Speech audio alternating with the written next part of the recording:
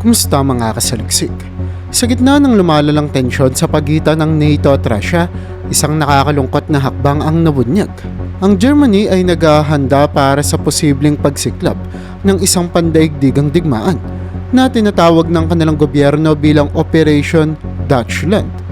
Ang planong ito ay isang komprehensibong blueprint na naglalaman ng 1,000 pahina ng detalyadong hakbang para tiyakin ang seguridad ng bansa sa gitna ng krisis.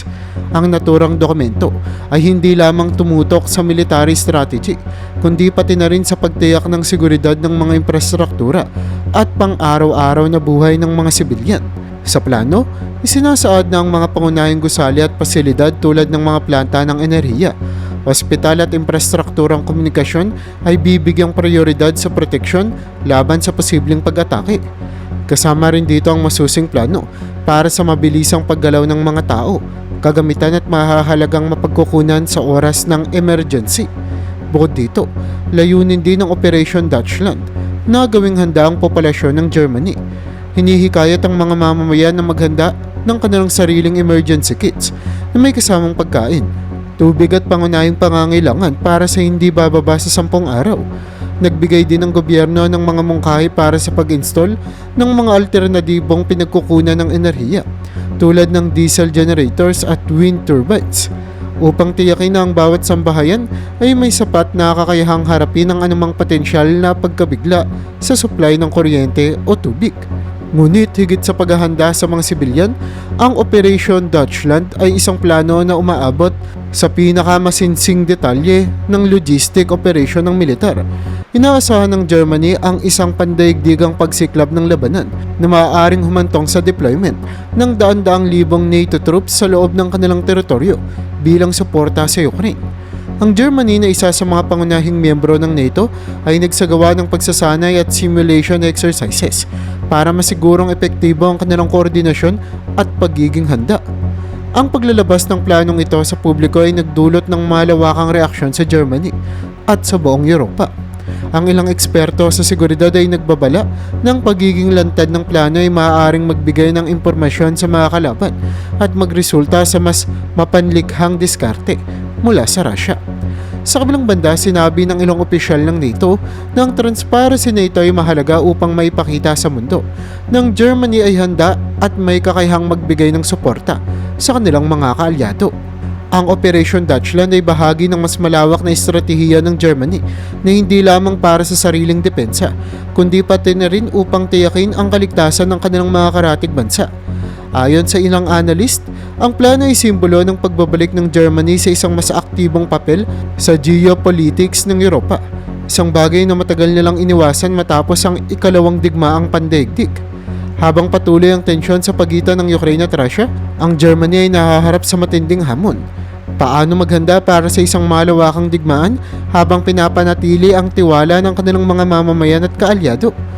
Ang Operation Deutschland ay isang malinaw na sagot, ngunit ito rin ay nagsisilbing paalala ng bigat ng responsibilidad ng Germany bilang isang pangunahing leader sa Europa.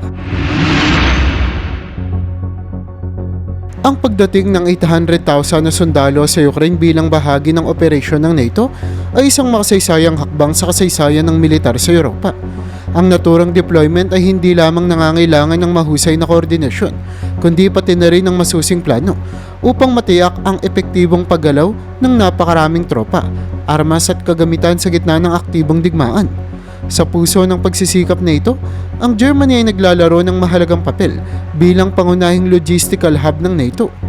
Bilang bahagi ng pagpapakilos, ang Germany ay kailangang maglaan ng sapat na infrastruktura para sa transportasyon ng mahigit 200,000 military vehicles, kabilang ang mga tangke, armored personnel carriers at support vehicles.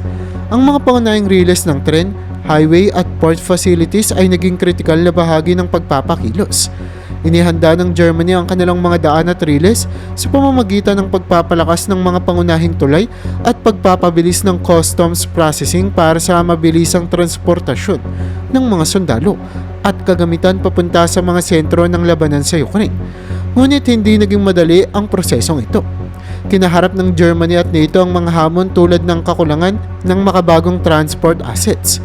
Upang masolusyonan ito, ginamit ang mga advanced logistical systems na nakabase sa satellite upang masubaybayan ang bawat paggalaw ng tropa at mga kagamitan.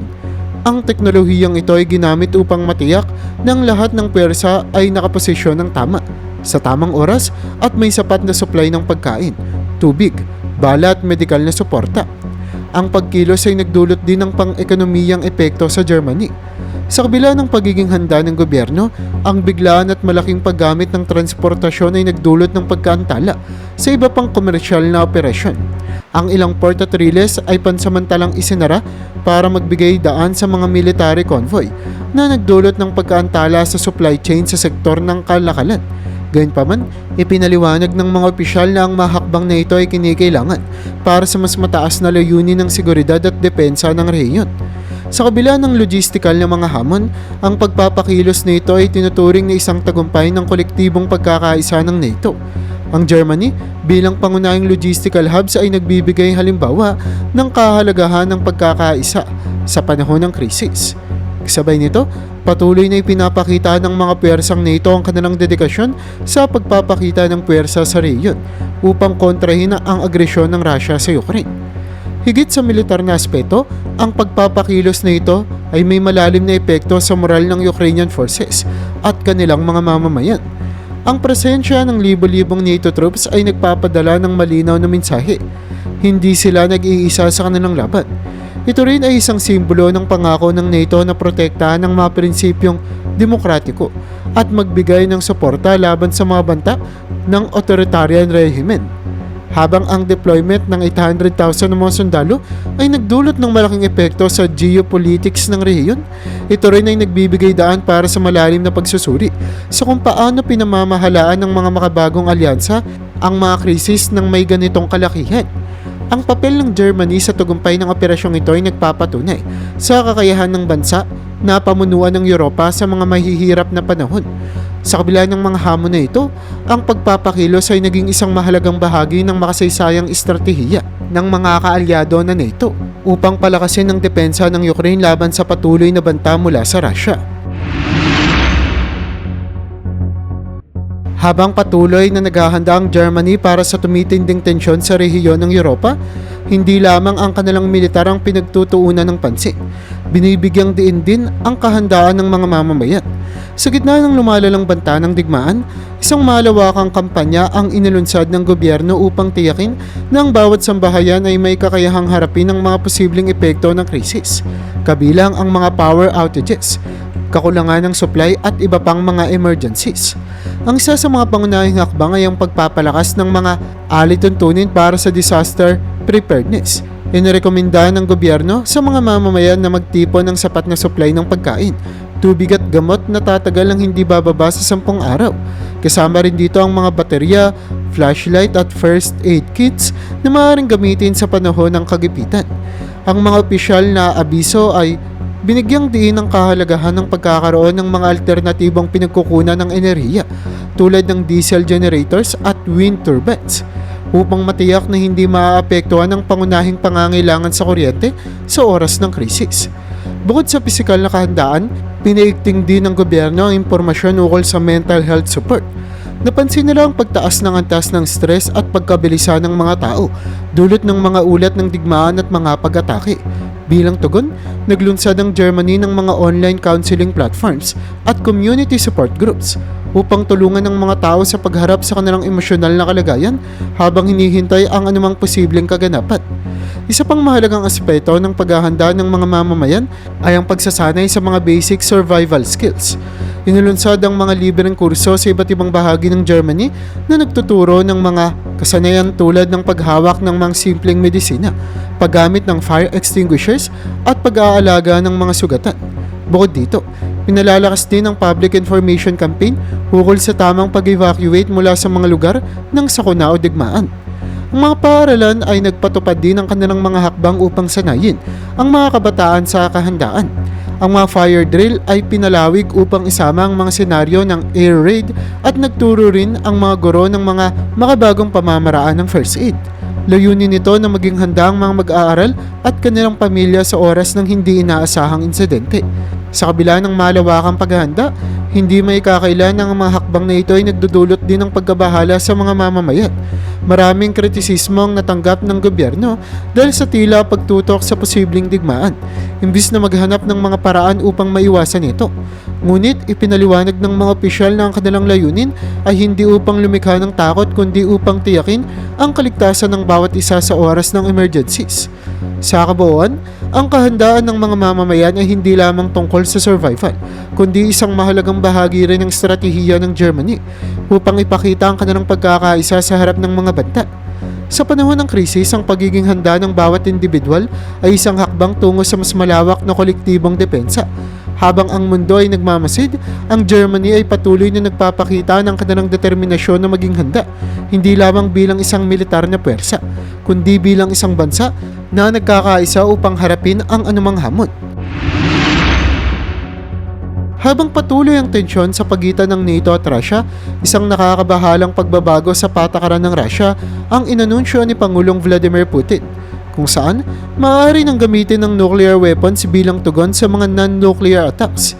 Ibig sabihin, pwede nilang pasabugin ang isang buong bansa gamit ang kanilang mga nuclear weapons kahit hindi naman sila ginagamitan o inaatake ng nuclear. Ang pagbabagong ito ay nagdulot ng malawakang pangamba, hindi lamang sa Ukraine kundi sa buong Europa.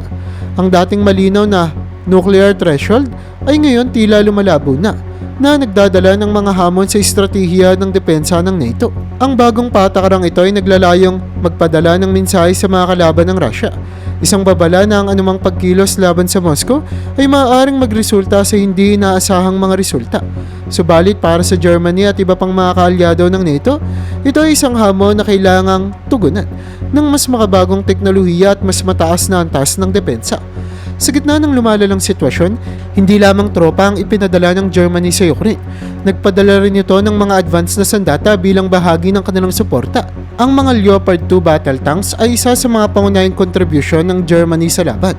Ang makapangyarihang mga tangke na ito ay dinisenyo upang makipagsabayan sa anumang labanan. May kakayahang tumago sa mga advanced na armor ng Russia at magbigay ng suporta sa lupa para sa mga tropang Ukrainian. Kasama ng mga tangke ay ang IRIS TSLM Air Defense Systems na ginagamit upang protektahan ang mahahalagang pasilidad laban sa mga missile strikes. Ang mga advanced na drone na ipinadala rin ng Germany ay may kakayang magsagawa ng reconnaissance at maging ng high precision strikes. Bukod sa teknolohiya, naging mahalaga rin ang intelligence sharing sa pagitan ng NATO allies.